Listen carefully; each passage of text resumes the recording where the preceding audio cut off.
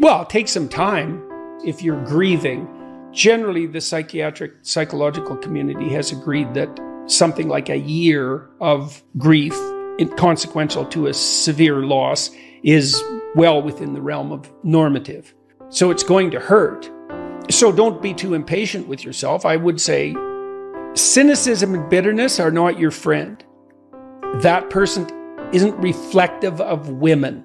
The person you broke up with isn't reflective of men. That's not helpful, right? So you don't want to overgeneralize. I don't think you want to leap back in any too soon. And you might spend some real time thinking about not so much what the other person did wrong, even though there's nothing more satisfying than that. You should spend some real time thinking about what you did wrong, especially if this has been a pattern. You know, I noticed when I was in college, I broke up with 3 girls, I think in the space of 6 months, something like that. They were relatively short-term relationships, you know, but they all ended the same way, more or less. And I don't even remember the details, but I thought, oh, that's not them, that's me. And, you know, it took me a while to sort out what it was. Part of it was that I had a tendency, this is very common, in fact, I'm sure it's overwhelmingly the norm.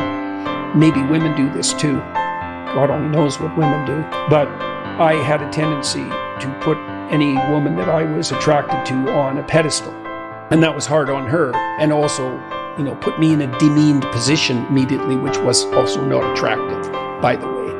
And so that was an anima problem, technically. And it took me a while to sort that out. Actually, my perception of women changed when I sorted it out. Changed overnight.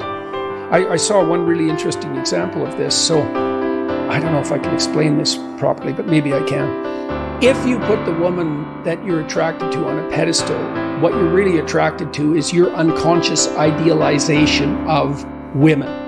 And men see their unconscious idealization of women in someone they're attracted to, especially if the attraction is pronounced and immediate. Right? That's a projection, psychoanalytically speaking. And then they confuse the woman with that idealization, which is very difficult to bear for the woman because she's not really there. That's the first problem. And second, she's going to get herself in trouble and not know it because now and then she's going to do something that violates that ideal projection and be called to account for it, even though she doesn't know what rules she's breaking. Plus, the guy won't be able to listen to her or appreciate anything about her that's not perfect or in accordance with that ideal. So that means she can't really talk to him.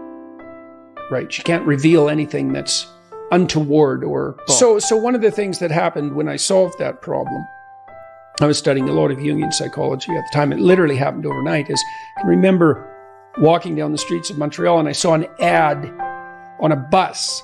And, you know, at that time, this was in the 80s, they're probably still doing this. A lot of the models that were used by like makeup companies were very young women, like 14, but made up, you know, so they were sexualized. Oh, well, it's still the case. Like there's very young models who were used, you know, but I know that before I had seen through my own illusions, I would have seen in the ad a beautiful woman.